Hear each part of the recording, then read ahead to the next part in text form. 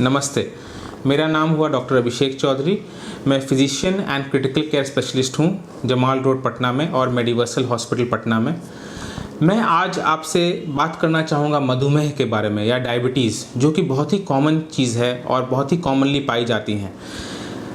मधुमेह एक्चुअली ये इतना कॉमन हो चुका है कि आजकल मेडिकल साइंस में इसे मेटाबॉलिक डिसऑर्डर बोलते हैं, यानी कार्बोहाइड्रेट मेटाबॉलिज्म, जो कार्बोहाइड्रेट हमारे बॉडी में है उसे ठीक तरह से शरीर इस्तेमाल नहीं कर पाता है। और इसके मोस्ट कॉमन कारण हैं एब्सोल्यूट या रिलेटिव डेफिशिएंसी ऑफ इंसुलिन, यानी आपके शरीर में इंसुलिन प्रोड्यूस नहीं हो रहा है, नंबर 1 एकदम ही खात्मा हो चुका है उसका, या नंबर 2 इंसुलिन है मगर उसकी जितनी रिक्वायरमेंट है उससे वो कम है, या फिर पेरिफेरल रेजिस्टेंस टू इंसुलिन, यानी शरीर में इंसुलिन प्रोड्यूस तो हो रहा है मगर आपका शरीर उसे इस्तेमाल नहीं कर पा रहा है। तो इसके कुछ लक्षण हैं जो मोस्ट कॉमनली पाए जाते हैं, वो हैं पॉलीयूरिया, पॉलीडिप्सिया, पॉलीफेजिया। पॉलीयूरिया यानी पेशाब बहुत होना, ज़्यादा होना, बार बार पेशाब लगना। पॉलीडिप्सिया यानी प्यास ज़्यादा लगना, नेचुरली अगर आप पेशाब बार बार जा रहे हैं तो प्यास भी आपको लगेगा। उसके बाद है नॉक्चूरिया।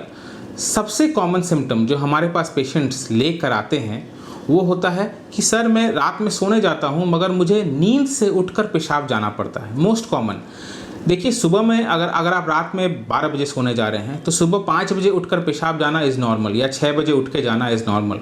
मगर हाँ, अगर आप नींद से उठ के बार बार यानी 2 बजे, 3 बजे, 4 बजे उठ के जा रहे हैं पेशाब, तो ये अब नॉर्मल है और ये डायबिटीज़ का साइन हो सकता है।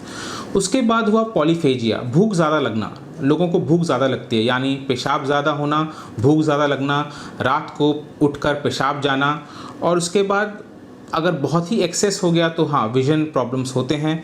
और उसके बाद वेट लॉस, पेशेंट्स बोलते हैं कि हाँ सर मैं अपने आप, मेरा वज़न घट रहा है या मेरे कपड़े ढीले हो रहे हैं।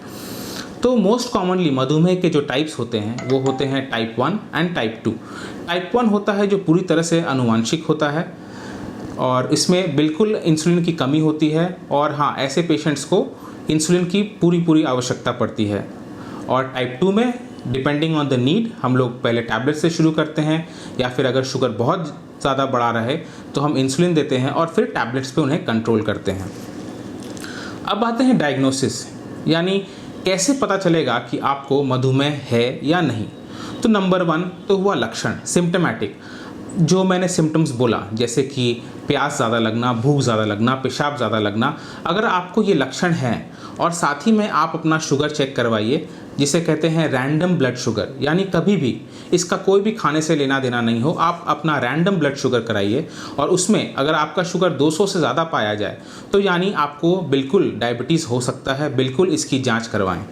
और दूसरा होता है एसिम्प्टोमेटिक। कुछ लोग ऐसे भी होते हैं आज के ज़माने में अपने नॉर्मल दिनचर्या में इतनी तरह से बिज़ी रहते हैं, काम काज में इतना बिज़ी रहते हैं कि उन्हें ये चीज़ नोटिस करना मुश्किल होता है कि उन्हें प्यास ज़्यादा लग रही है या नहीं, या भूख ज़्यादा लग रही है या नहीं।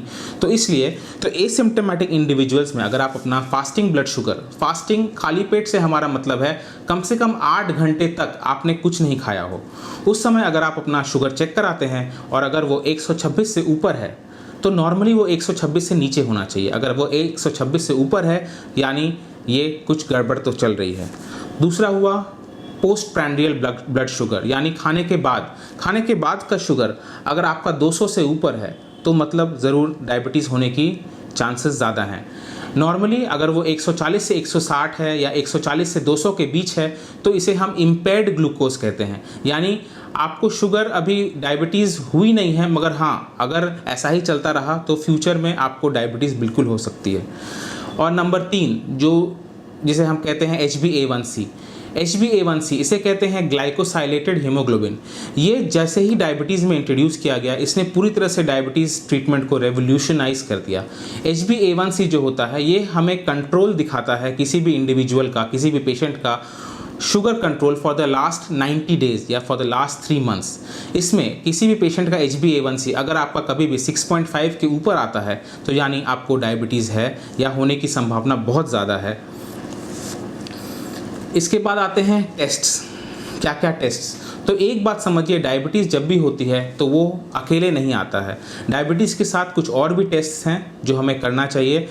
अपना लिपिड प्रोफाइल, अपना कोलेस्ट्रॉल ज़रूर चेक करें। नंबर 2, अपना ब्लड प्रेशर ज़रूर चेक करें। अपना लिवर फंक्शन टेस्ट, लिवर कैसे काम कर रहा है, हाँ, अपना urea creatinine, kidney function test ज़रूर चेक करें। और साथ ही साथ अपना थायराइड प्रोफाइल भी ज़रूर चेक करवाएं।